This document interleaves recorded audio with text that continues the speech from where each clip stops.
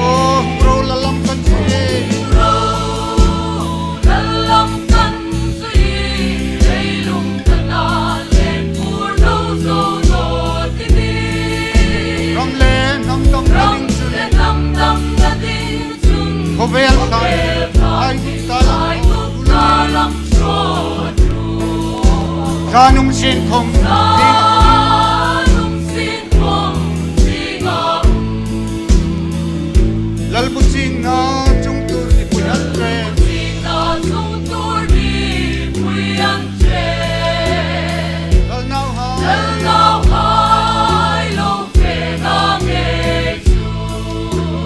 Buon ha ya lo Buon hai lo in dang so dai.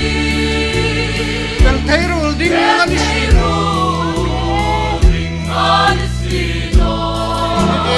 Hungro lalam kan si. Leilung kanan len pur do zo no tiniu. Ram le nam dam lading sun.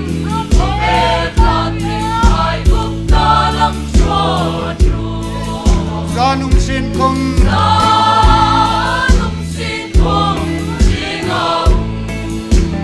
Ek kim nain sung kim ten leng la khom.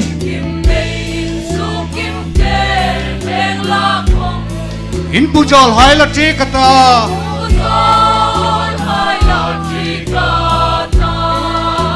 Ti salal ram chi le ko an bo kha. Oh, lal pu ching la raso kiti. Prove lalam kan si.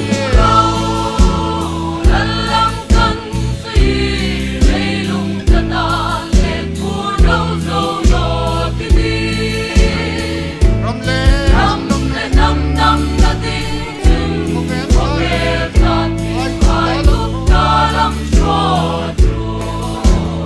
Janum sin khom.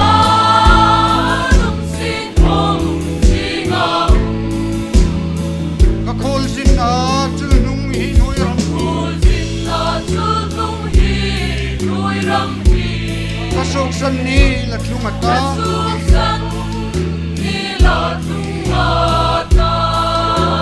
Le chang lal chi sa hai.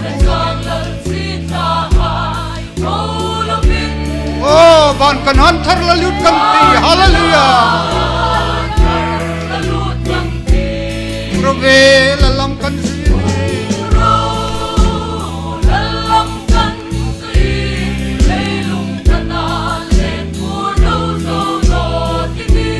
Oh, ram le nam dam lading sun. Kovel san ki ai dup talam ro tu ve ni. Janum sin khom. Singau mani.